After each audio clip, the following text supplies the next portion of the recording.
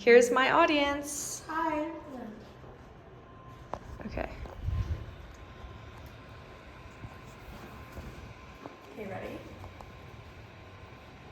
Hi guys, my name is Sabra Boylan and I'm going to be presenting on the political, economic, and social aspects that make decreasing carbon emissions in the United States difficult.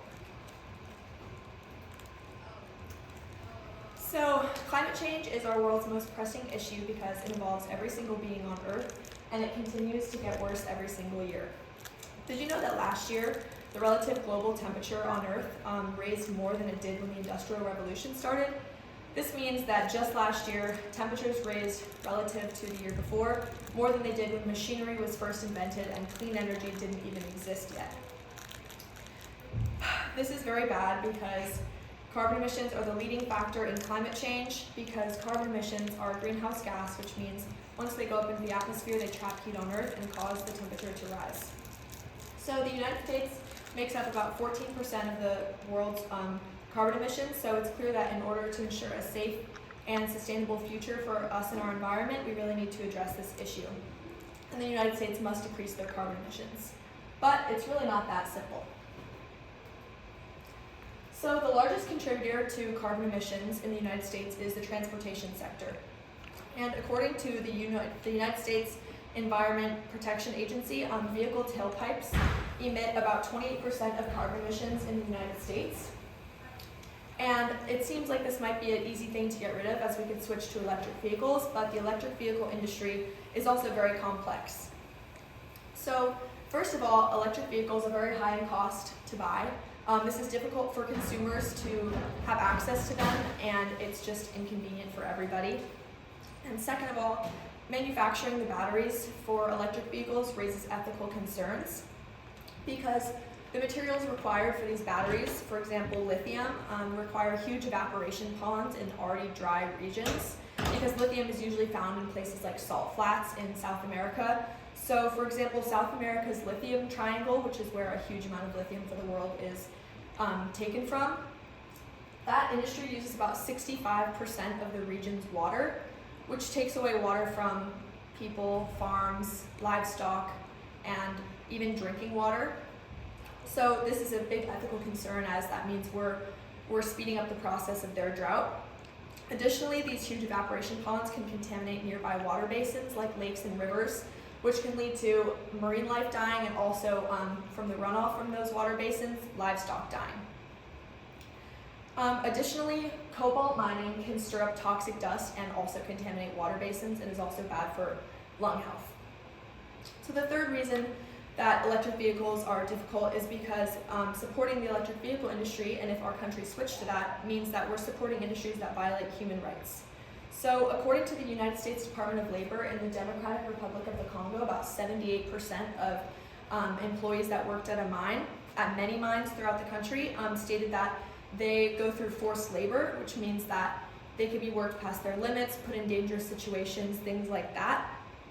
And about 1/4 to 2/3 of those people say that children work on their job sites, and these children are put in deplorable conditions without protective equipment, sometimes inside pre-collapsing shafts.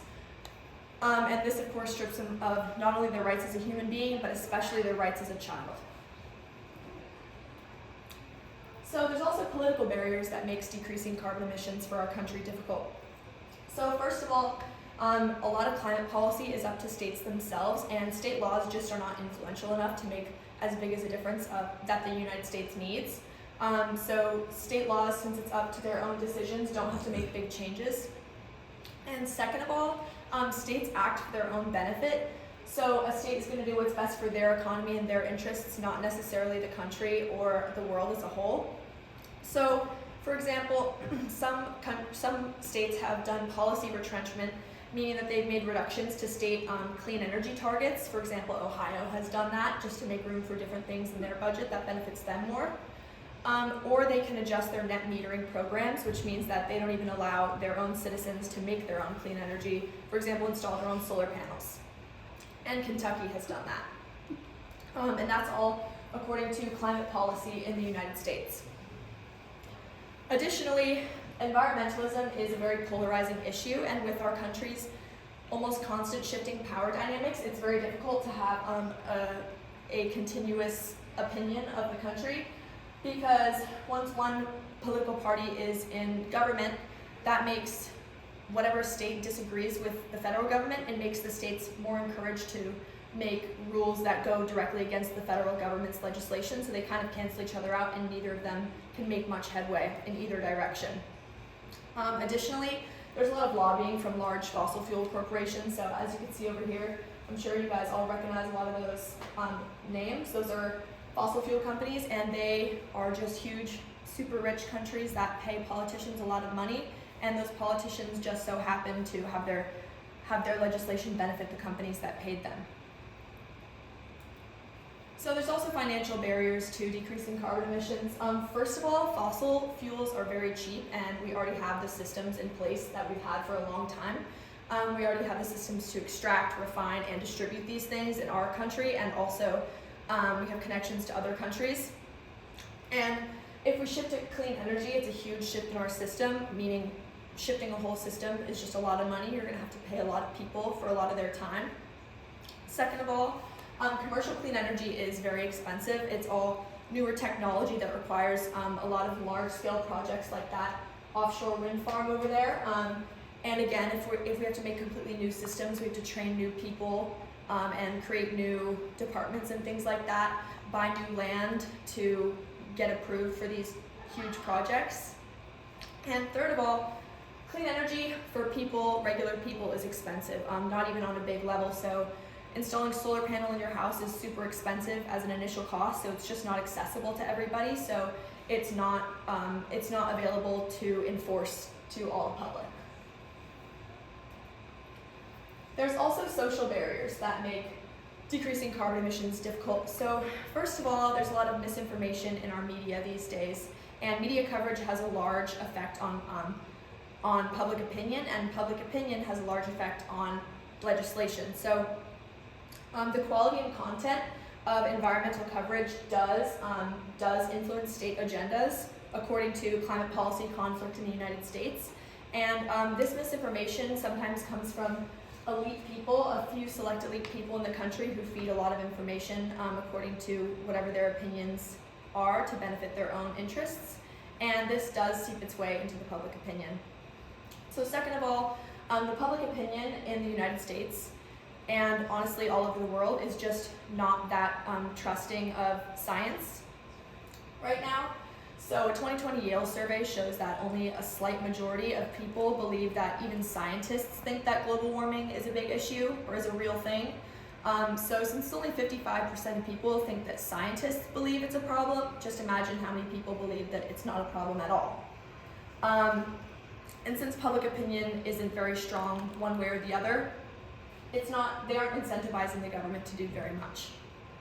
Third of all, there would be a huge loss of jobs within the fossil fuel industry. These people have had these jobs for a long time, and there's very specific skills in the fossil fuel industry, so you can't just switch people over into the clean energy sector because it's completely different.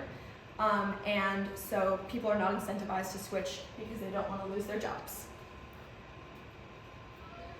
So overall, there's just no simple solution for this transition. It's clear from things like political gridlock, tension between federal and state governments, people not wanting to lose their jobs, financial barriers, things like that, that it's really complex. And in order to make a change and a shift into clean energy, we would need large political, social, and economic, cultural shifts in order to make a large change. Thank you. Here are my sources. Here are my image sources. And here is my audience again.